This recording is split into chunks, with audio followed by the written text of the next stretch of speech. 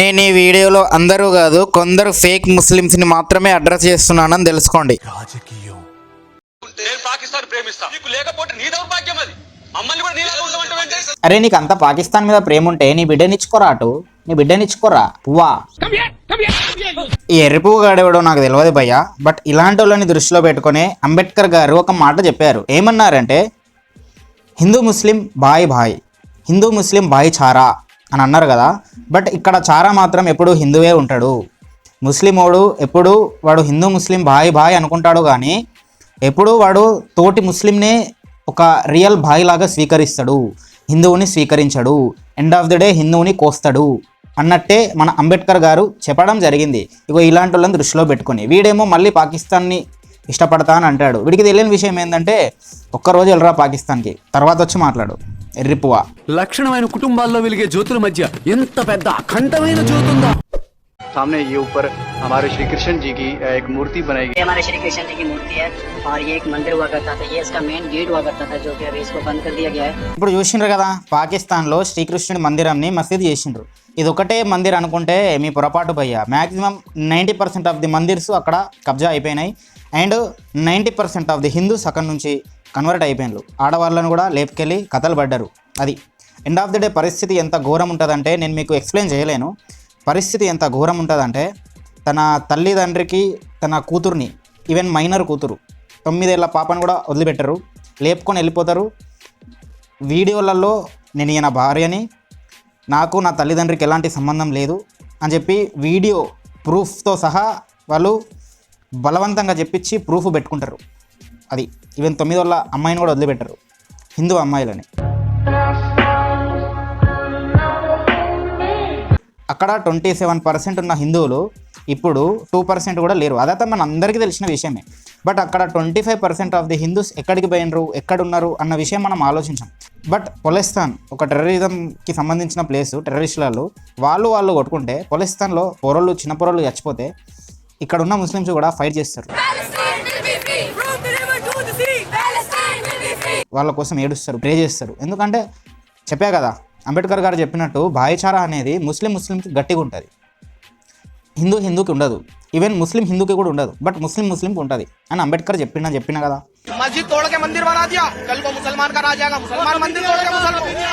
Simple bro, వీళ్ళు మన ఇంట్లోకి వచ్చారు, మన ఇంట్లో బతికిండ్రు, మన ఇల్లునే కబ్జా చేసిండ్రు.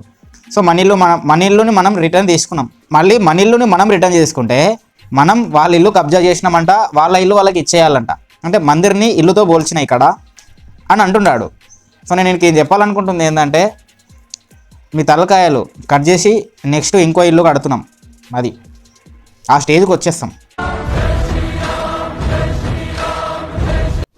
क्योंकि मुसलमान एक महान हस्ती లోఫర్ నా కొడక లుచ్చా నా కొడక. హిందూ గాడ్స్ ఫోటోని కొట్టడము, ప్రైవేట్ పార్సల్లో పెట్టుకోవడము, హిందూ గాడ్స్ టెంపుల్కి వెళ్ళి సుస్సు పోయడము, పగలగొట్టడము, ఇవి కాదు, ఇలాంటివి చాలా వీడియోస్ ఉన్నాయి. సీసీ కెమెరాల్లో రికార్డ్ అయినవి కొన్ని ఉంటాయి, ఫిజికల్గా డ్యామేజ్ అయినవి కనిపించినవి కొన్ని ఉంటాయి, కనబడినవి ఇంకెన్నో ఉంటాయి. వీళ్ళు ఇట్లా ఎందుకు చేస్తారంటే రిలీజియన్ హేట్రెడ్ థింగ్స్ అంటారు వీటిని. మెజారిటీగా రిలీజియన్ హేట్రెడ్ థింగ్స్ అనేవి మన ఇండియాలో చాలా జరుగుతాయి. దాంట్లో ముస్లిమ్స్ మెజారిటీ ఉంటారు. అవి రేప్స్ కావచ్చు, మర్డర్స్ కావచ్చు, కన్వర్షన్ కావచ్చు, కొట్లాటలు కావచ్చు, లేకపోతే ఇలాంటి హిందూ గాడ్స్ పైన ఇలాంటి థింగ్స్ చేయడం కావచ్చు. ముస్లిమ్స్ మెజారిటీ ఉంటారు. వీటిని religion hatred rapes and murders and crimes, religion hatred things అంటారు వీటిని. అది ఒకటి క్రైమ్ రేట్కి దోహదపడేవి ఆల్కహాల్ అయితే, సెకండ్ రిలీజియన్. అది అండ్ ఈ రిలీజియన్లో మెజారిటీ చేసేవి ముస్లిమ్సే. అది ఎందుకంటే వాళ్ళ పుస్తకం అదే నేర్పుతుంది వాళ్ళకి. బెంగళూరు, హైదరాబాద్, నెక్స్ట్ ఉప్పల్, చెంగిచెల్రా జస్ట్ హనుమాన్ చాలీసా పెట్టుకున్నందుకు వచ్చి రచ్చ చేశారు. హనుమాన్ చాలీసా పెట్టుకుంటే వచ్చి గల్ల పట్టుకొని మూతి మీద మింగిండ్రు ఒక 10 మంది ముస్లిమ్స్ వచ్చి. ఎందుకు మింగిండ్రు అంటే వాళ్ళు గేగాళ్ళంట, వాళ్ళది లేవదంట. అందుకే ఒక్కోడి మీదకి 10 మంది వెళ్ళి గేగాళ్ళు అటాక్ చేసిండ్రు. అది పాయింట్. వాళ్ళు మసీదులలో మైకులు పెట్టుకొని అల్లాహు అక్బర్ అని ఊరంతా వినపడేలాగా పెట్టుకోవచ్చు, బట్ చిన్నగా మనం హనుమాన్ చాలీసా జై శ్రీరామ్ అని పెట్టుకుంటే వాళ్ళకి మండుద్దా?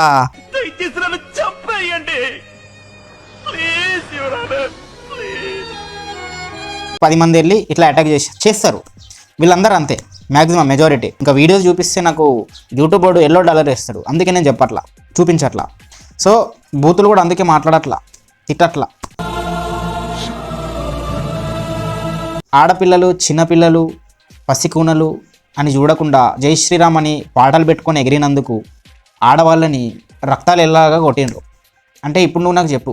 అండ్ వాళ్ళు రజాకర్ ముస్లిమ్స్ అండ్ రోహింగ్యాలు అన్న టాక్ అయితే బయట ఉంది. సో వీళ్ళు ఎట్లుంటారంటే బ్రో, వీళ్ళు పక్క దేశం నుంచి వస్తారు, వచ్చేసి ఈడ చిన్న గూడు కట్టుకొని ఉంటారు, ఉండి ఆక్రమించేస్తారు. వాళ్ళ నైజామే అది. చిన్నగా స్టార్ట్ చేస్తారు, టెంట్ వేసుకొని మెల్లిమెల్లిగా పోరగాళ్ళని 10 మందిని 20 మందిని కనుక్కుంటూ పోతారు, ఆక్రమించుకుంటూ వెళ్తారు. సపరేట్ మెజారిటీ లాగా క్రియేట్ అవుతారు. మాకు సగం దేశం కావాలంటారు. ప్రతి దేశాలు 27 దేశాలు ముఖ్యం వస్తాయి, ఆ గిట్లనే వస్తాయి. అండ్ వీళ్ళకి సపోర్ట్ చేస్తున్న మన పొలిటిక్స్ ఏవైతే ఉన్నాయో అవన్నీ వద్దులే, ఇంకా బూతులెందుకు. అది ఆ పొలిటిక్స్ ఇవి. కన్న తల్లినే కడుపు మీద కొట్టే పొలిటిక్స్ ఉంటాయి చూసినావా, ఆ పొలిటిక్స్ వీళ్ళు చేస్తారు. ఇంతకీ నేను ఏ పార్టీలను అంటున్నానో మీకు తెలిసే అనుకుంటా.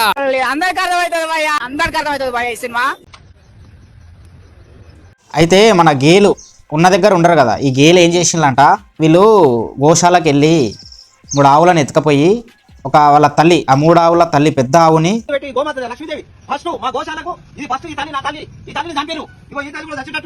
మందు పెట్టి చంపేసి మిగతా ఆవులకు కూడా మందు పెట్టినరంట. అవి కూడా చచ్చిపోయేలాగా ఉన్నాయంట. సో ఈ గేగాళ్ళు ఇట్లా పనులు చేస్తారు. 10 మంది వెళ్ళి కొట్టడము, ఇట్లా తెలియకుండా ఇట్లా నక్కలాగా వెళ్ళి ఆవులని దొంగలించి చంపడము.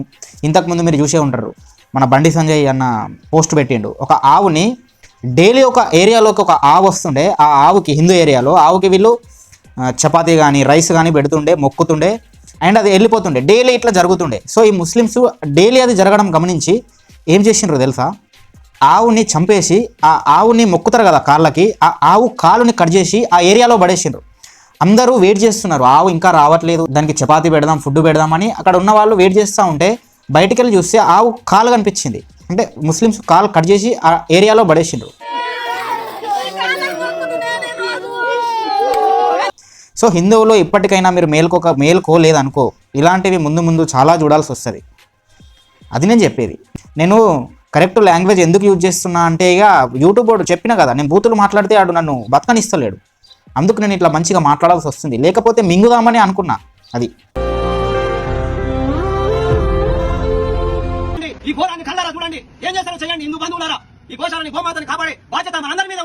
సో ఈయన ఆవేదన ఏదైతే ఉందో అది ఆయనకి మాత్రమే తెలుస్తుంది, మన హిందువులకి తెలియదు.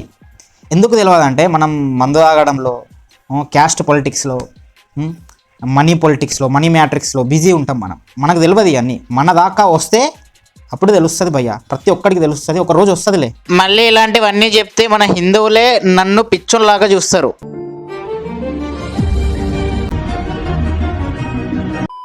और जैसे हिंदू चाहता है कि ये हिंदू राष्ट्र बन जाए, मुसलमान क्यों नहीं चाह सकता कि इस्लामिक स्टेट बन जाए? అరే ఇప్పుడు నేను కూడా కోరుకుంటారా భయ్, నీ కూతురు అది కూడా వచ్చిన దగ్గర పడుకోవాలని, నన్ను ప్రేమించాలని. బట్ అది అవుతుందా చెప్పు? ఇంట్లోంచి బయటకు వెళ్ళనియరు మీరు. అలాంటిది మా దేశంని కబ్జా చేస్తా అంటే మేమైనా గాజులు దొడుక్కొని ఉన్నామేంట్రా?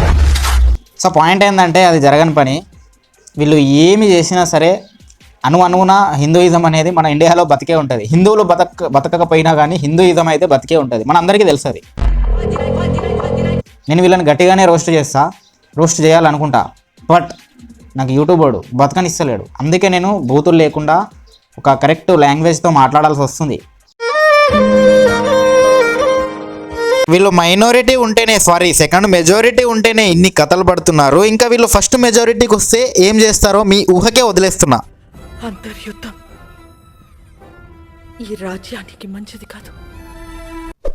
ఈ వీడియో లైట్ ఉండొచ్చు, నెక్స్ట్ వీడియోలో మాత్రం చాలా ఘోరమైన పాయింట్స్ చెప్పబోతున్నా. వీళ్ళ మ్యూజిక్ సిస్టమ్ అంటే వీళ్ళ మసీద్ అండ్ వీళ్ళ ఖురాన్ సిస్టమ్ గురించి వచ్చి ఓపెన్గా మాట్లాడతా. అది మీరు జస్ట్ లైక్ చేసి సబ్స్క్రైబ్ చేసుకోండి. అండ్ నేను మెజారిటీ ముస్లిమ్స్ గురించి మాట్లాడుతున్నా. ఇండియాలో పుట్టి ఇండియాలో పెరిగిన, ఇండియా మీద ప్రేమ ఉన్న ముస్లిం గురించి మాట్లాడట్లా. సబ్స్క్రైబ్ చేయండి.